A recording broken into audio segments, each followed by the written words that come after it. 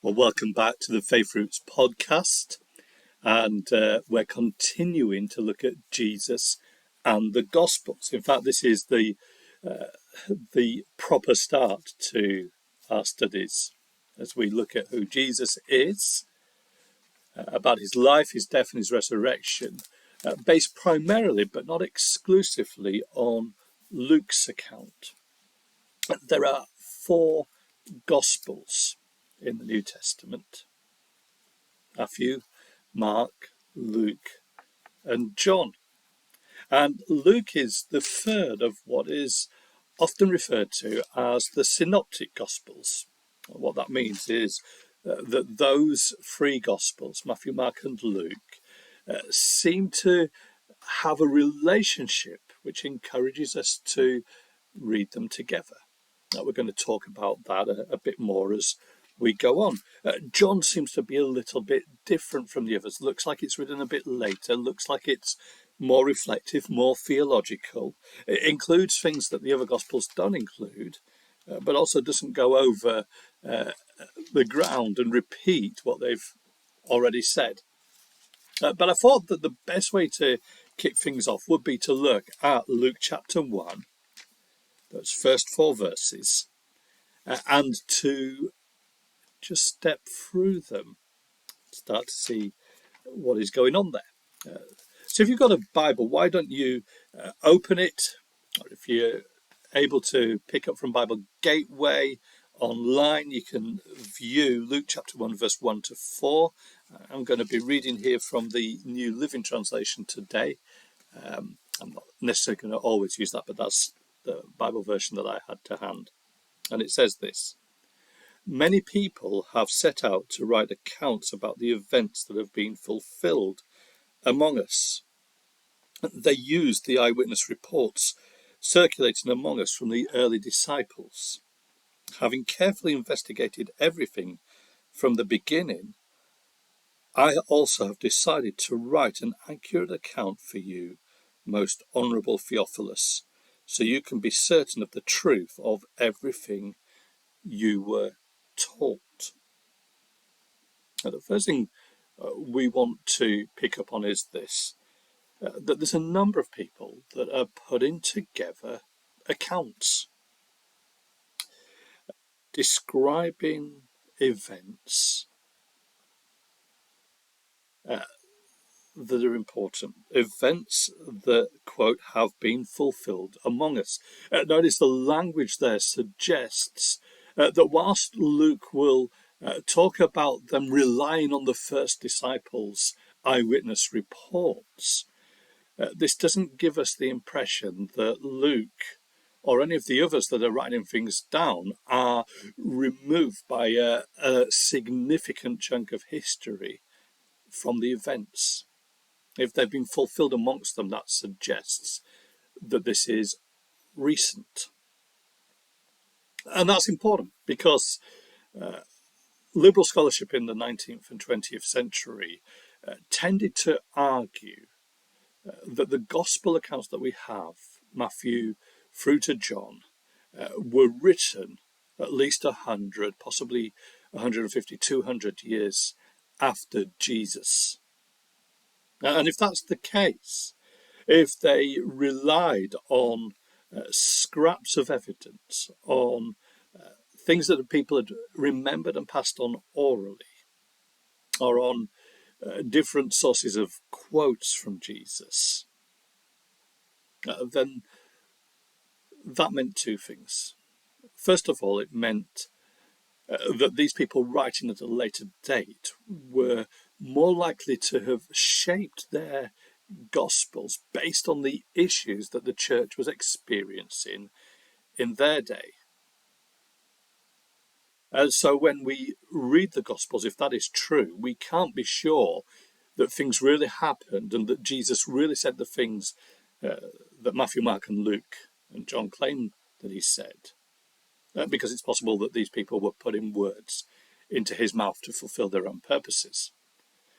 Secondly, it is possible if this account, Luke's account, and the other accounts were written 100, 200 years after Jesus, it is possible that things have been changed and adapted just through, like when something is whispered and passed on, it gets altered just through people misremembering things, just through copying errors, all those kind of things. So we wouldn't be able to be sure that this was accurate. Well, that was the view common amongst a lot of scholars in the 19th and the early 20th century. But I want to suggest that there's actually no real reason to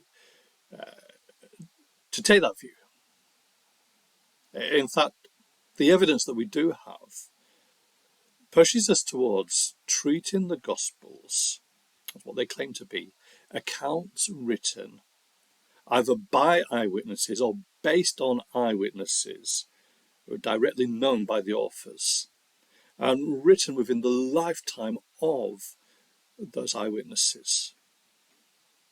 And the first clue is, just as we've seen, how Luke sets his gospel up, that he seems to be writing about recent events.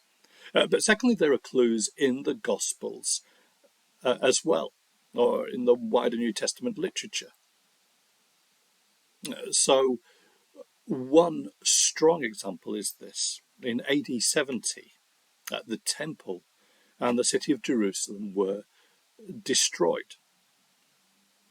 And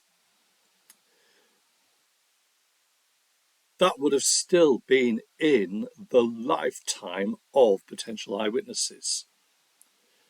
So there would be no harm in a Luke or a Paul or a Mark or a Matthew or a John referring to the destruction of Jerusalem, particularly as it seems to relate to some of the prophecies that Jesus made. And yet when you read the accounts, it's very clear that at the time they're writing, they don't know about those events in Jerusalem, which strongly suggests that they are writing before AD 70. Here's the second thing. Luke writes a gospel, but he also writes a second book called the Acts of the Apostles. And it seems that these two volumes are meant to be read together as a continuous account that takes us from the birth of Jesus through to the spread of the church until it reaches Rome.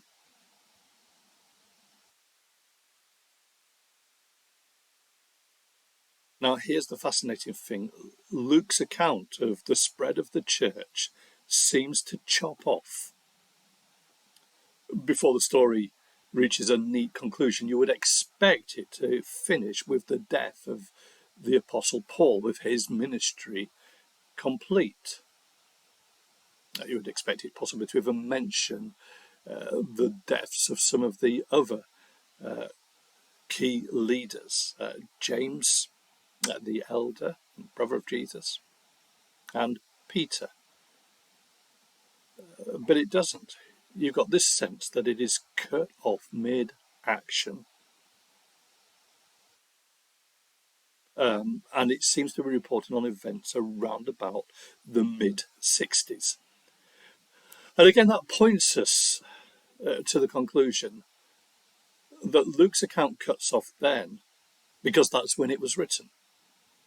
That Luke is not looking back years later, and nor is somebody else pretending to be Luke looking back years later. That we are dealing with actual accounts from within the first 10, 20, 30 years maximum after Jesus's life and death and resurrection. Well, lots of people have been busy writing. You would expect that. People jotting down their own memories, people making notes and beginning to produce accounts as the gospel came to them as it spread around the empire. But when the New Testament canon was being put together, it was agreed that there were 4 reliable gospels. Reliable, first, because they seem to have a link with a recognized apostle. Secondly, the evidence from within them showed that they were in agreement in reporting the events. And thirdly, there seems to be a sense that these were the ones that were known and common in the church. And you might have had other people that had written things down, but they hadn't taken on in the same kind of way. Many people have set out to write accounts about the events using the eyewitness report circulating among us from the early disciples, but only 4 are chosen to represent those accounts and to be recognized as God's inspired word to us.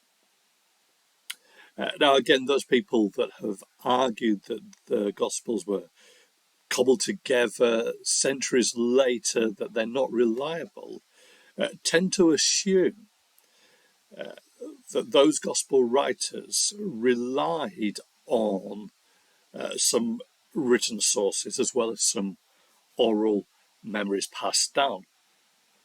And the reason for that is that amongst the reliable accounts were also other jottings, manuscripts, collections of sayings, sometimes referred to as the Gnostic Gospels, a body of manuscripts that were discovered at a place called Nag Hammadi. And what those tend to be are lots and lots of quotes attributed to Jesus, jotted down and bundled together with no particular order to them. The more famous ones, and the one that tends to be treated as the most reliable out of them, is one called the Gospel of Thomas. Although it's treated as more reliable, I would say it's not really reliable at all.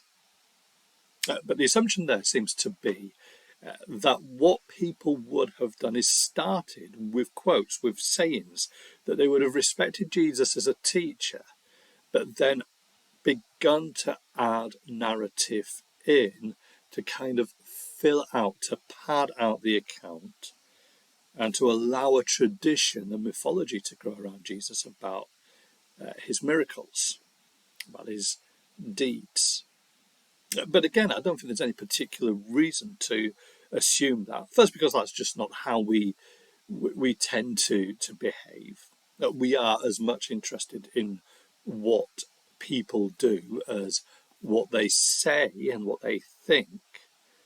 But that's particularly true when you look at Jewish history and you look at the Old Testament, as we call it, that there's as much an interest in what the prophets and the great leaders, the kings of old, did as there is in what they said.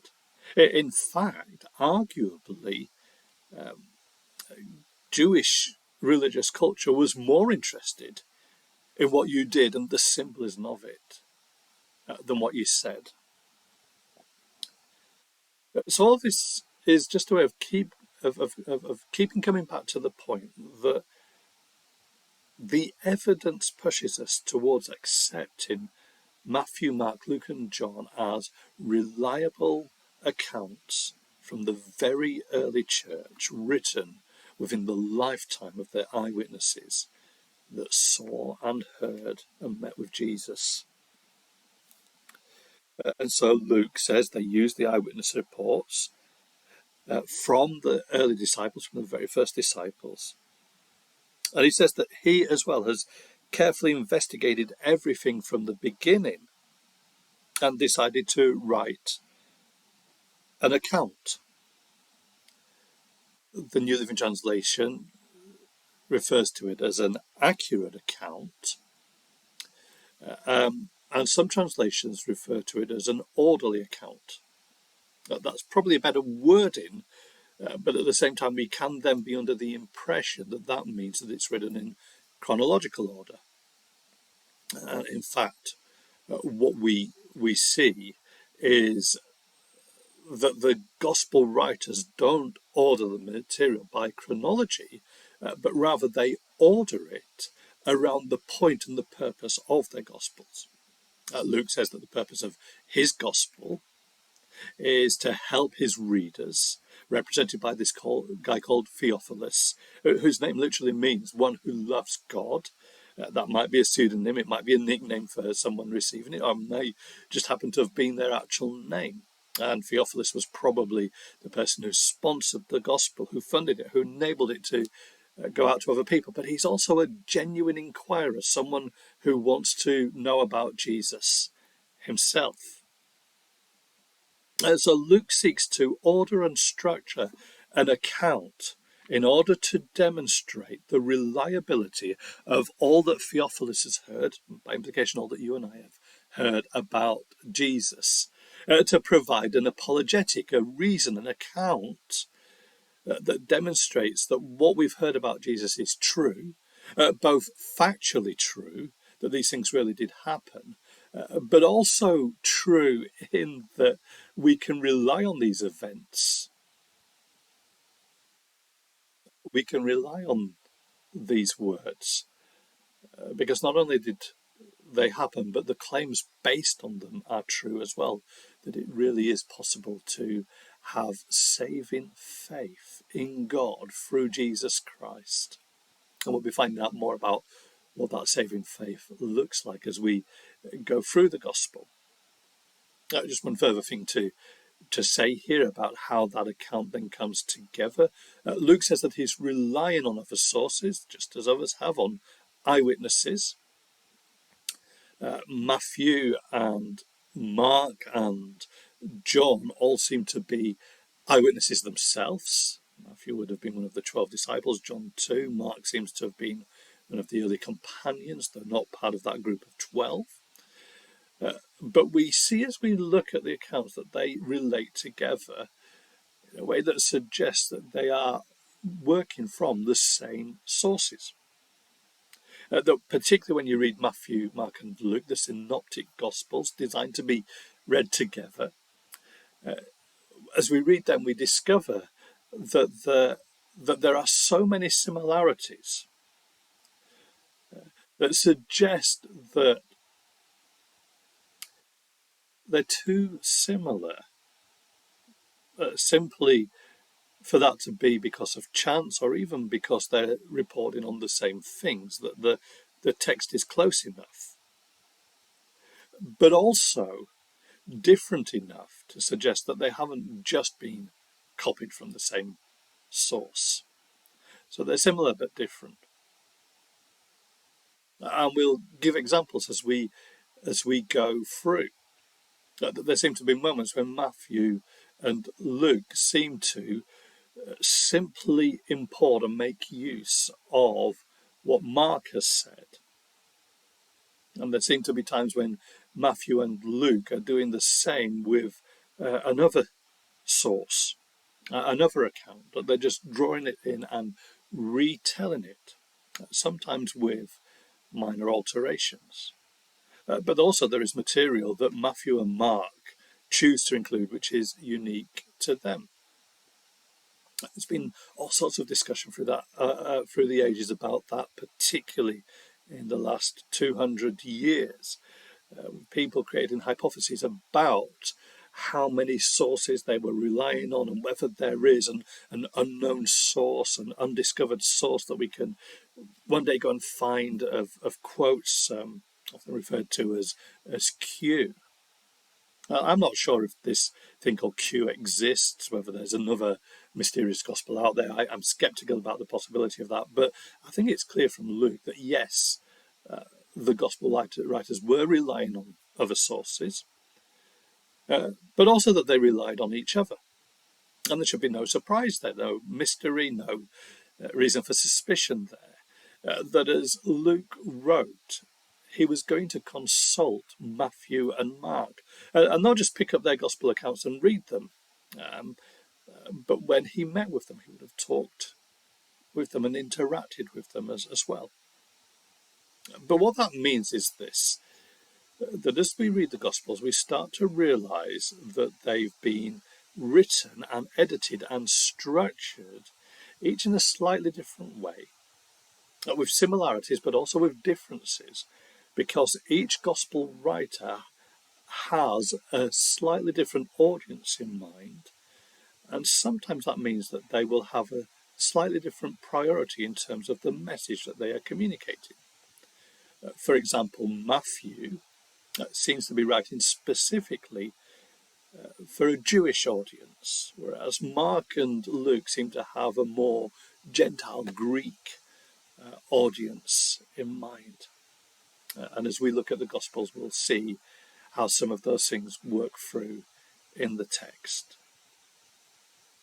But the priority, as we look at those first 4 verses of Luke, not just as we read Luke, but as we look at any of the other Gospels, is this: to know that we can have confidence in these accounts, that they're reliable, that they're based on eyewitnesses, that they're close historically to the actual events that they describe, meaning that if somebody wanted to challenge and correct them, they could do.